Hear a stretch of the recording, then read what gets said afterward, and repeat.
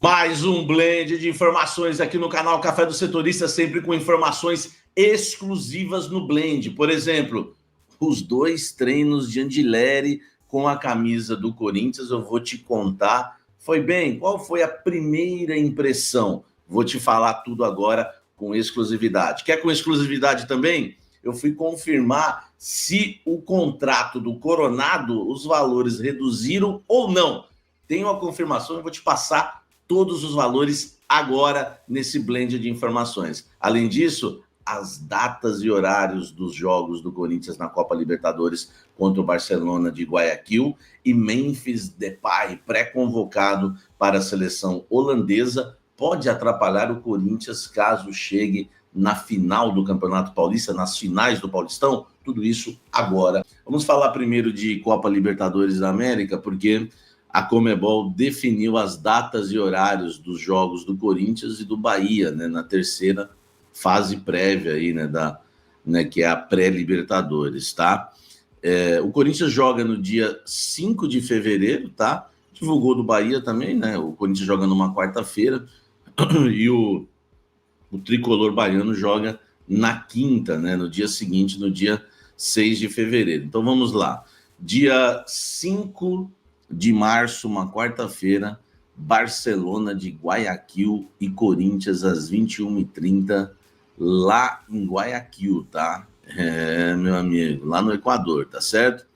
O jogo de volta acontece no dia 12, ou seja, uma semana depois, tá? Corinthians e Barcelona de Guayaquil do Equador, às 21h30 na Neoquímica Arena. Para você não ficar curioso, o Bahia joga, né, na terça-feira, né, contra o Boston River, tá? Boston River. O adversário do Bahia é o Boston River, tá? Numa quinta-feira, aliás, né? Acontece os jogos aí do Bahia nas 2 quintas, tá? E o Corinthians nas 2 quartas. Bahia e Boston River, né? O Bahia agora vai ter uma facilidade, né? E o Corinthians agora vai ter um time um pouco mais difícil. Então deixe seu like aqui e comente o que você acha, né? Desse adversário do Corinthians. Eu acho um adversário bem chato para uma pré-Libertadores, tá, gente? Deixa o like aqui. Olha só, outra coisa que está confirmada também é a convocação do Memphis Depay, tá? Na verdade, uma pré-convocação. É bom a gente, né, alertar isso, né? O Memphis, né, ele foi incluído na pré-convocação, uma lista, né, dos pré-convocados da seleção holandesa, tá? Do técnico Ronald Koeman. Né, o jogador apareceu na lista ao lado de outros 24 nomes que podem ser chamados para as quartas de final da Nations League, tá? A Federação Holandesa informou que a lista é provisória, o que significa que ainda pode haver mudanças antes do envio oficial. Eu acredito que não vai ter mudança, só se for em caso de lesão, alguma coisa desse tipo. A Holanda vai enfrentar a Espanha nos dias 20 e 23 de março, pelas quartas de final da Nations League. Caso o Memphis seja convocado, o Corinthians vai ter que avaliar bem a logística, porque já que as finais do Campeonato Paulista estão previstas para 16 e 27 de março, caso o Corinthians, claro, passe pelo Mirassol, passe pela semifinal do Paulistão e chegue, né, na decisão, tá?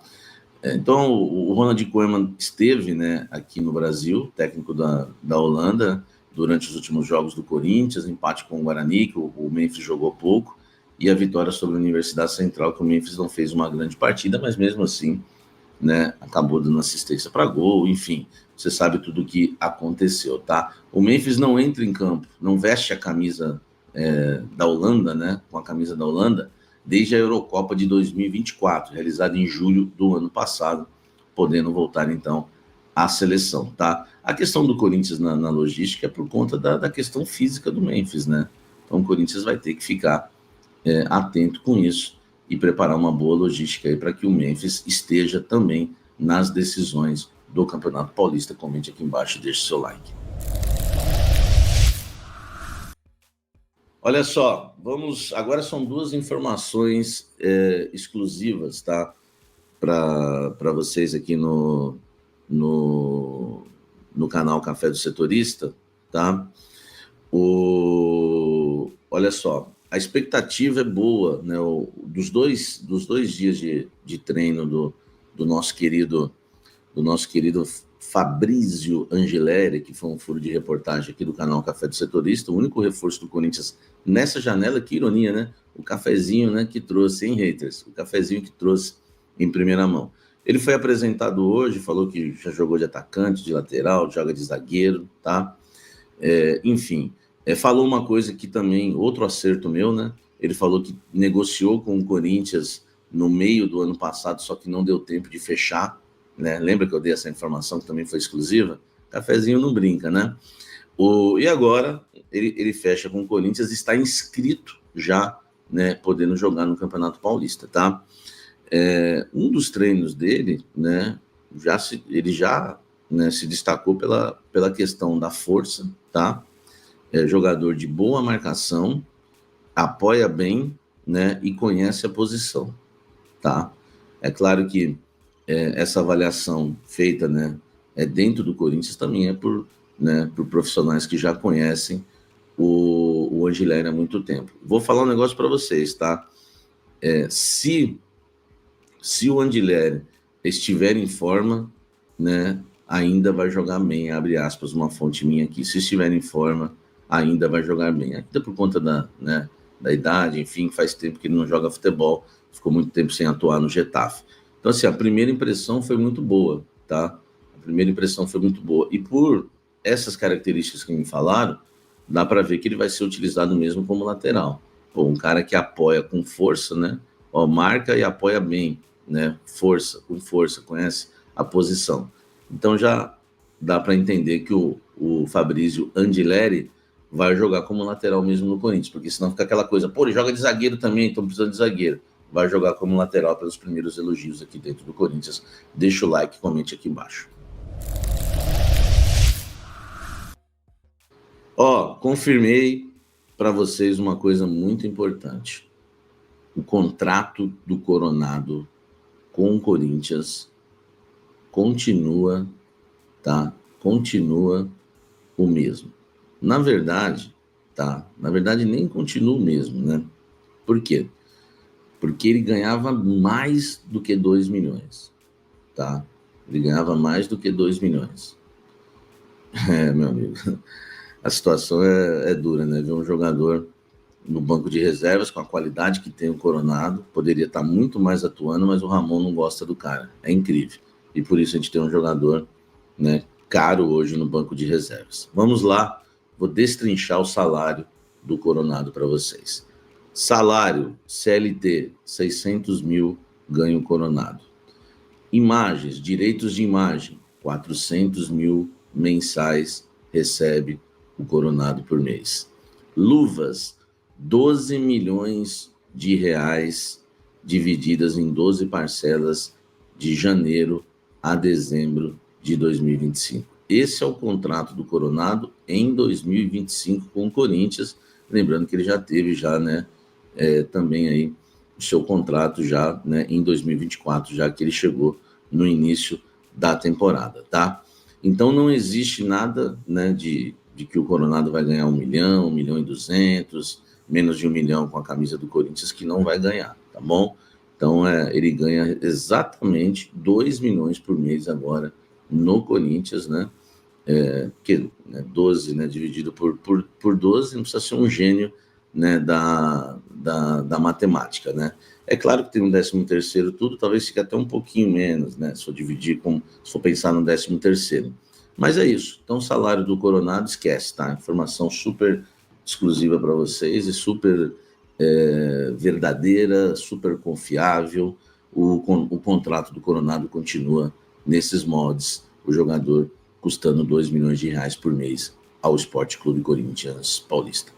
Fala pessoal, tudo bem com vocês? Bora atualizar as notícias do Timão porque o reforço chegou. Os números preocupantes do time na temporada e a fala positiva de Yuri Alberto.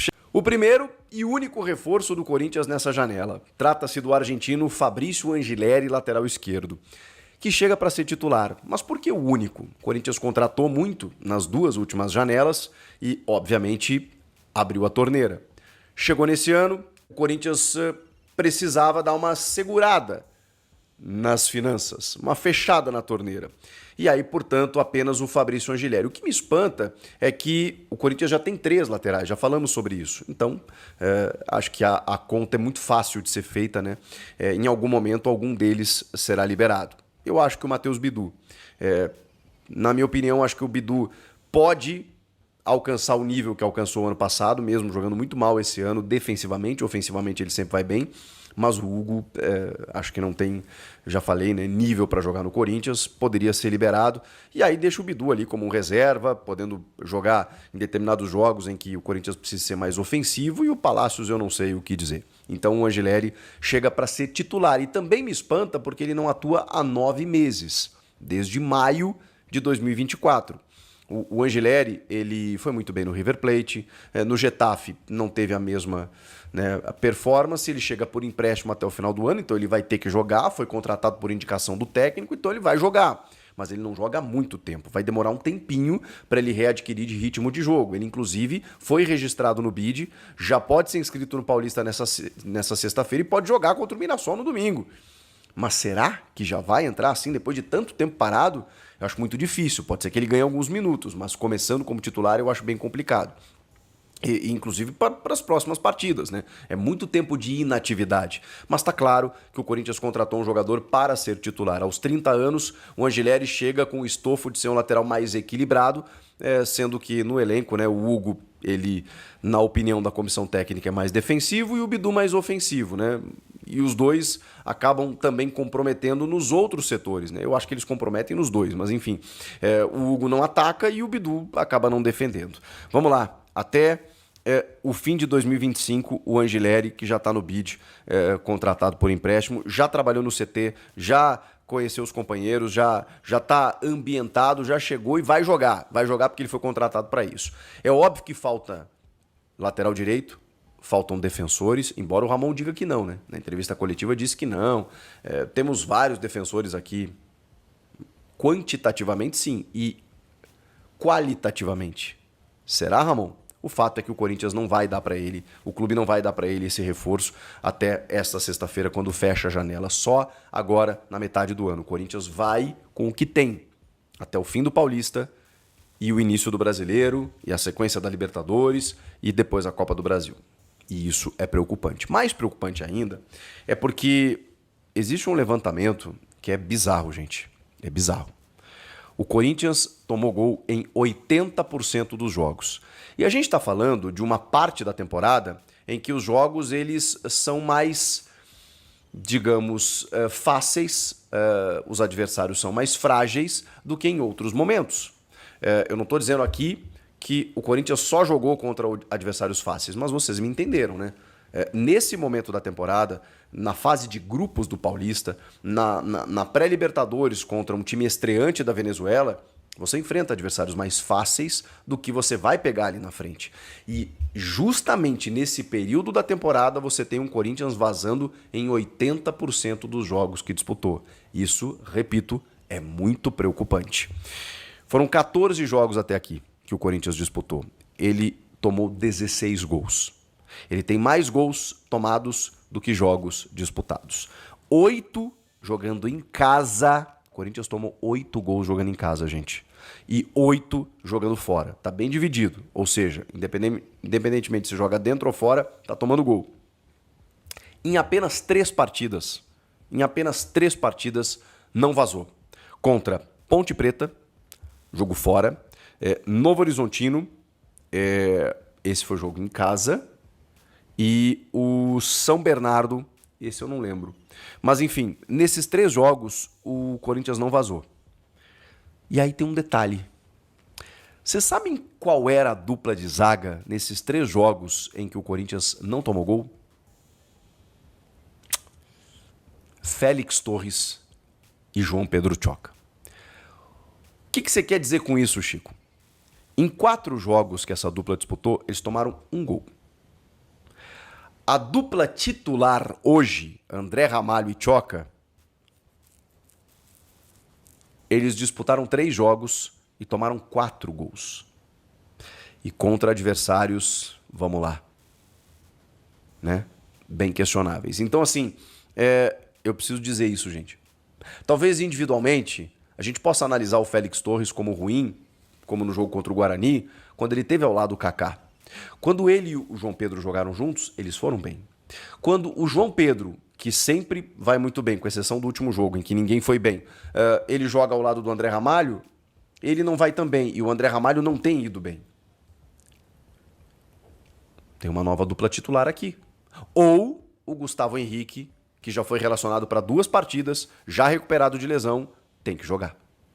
E aí eu sei que fica sempre aquela máxima do cara que tá de fora é melhor, mas o que tá dentro não tá resolvendo. Eu tô falando aqui, eu tô mostrando os números. 80% dos jogos o Corinthians vazou. E não passa só pela dupla de zaga, passa pelos laterais, que não tem como resolver 100%, né? Agora chegou um lateral esquerdo que vai precisar de ritmo de jogo. Na frente da defesa, o Ranieri, que até não vinha jogando tão bem, e era o cão de guarda, machucou. Então o Martínez ali tende a resolver o processo, mas o Martínez, o que ele tem de bom, ele tem de ruim. Porque o Martínez é um cara que corre maravilhosamente bem, ataca o espaço, briga pelo time, tá em todas as partes do campo. Ao mesmo tempo, ele não guarda a posição. O Martínez não é posicionado. E você precisa de um cara à frente da tua defesa para fazer essa proteção, para baixar as tuas linhas e para poder impedir com que meias armadores adversários tenham liberdades, como aconteceu com a UCV, como aconteceu com o Guarani, como está acontecendo com todo mundo. Existe um buraco entre a defesa e o meio. E precisa de um jogador ali que talvez possa até ser o Alex Santana, que é um cara bem brigador para poder cumprir essa função. Mas ele tem que ser testado ali. Normalmente ele entra numa segunda função, ou na vaga do Carrilho, ou na vaga do Breno Bidon. Precisa de um jogador ali. E o Martínez, eu não sei se ele tem condição de ser. Ele está rendendo muito bem pelo lado direito ofensivo.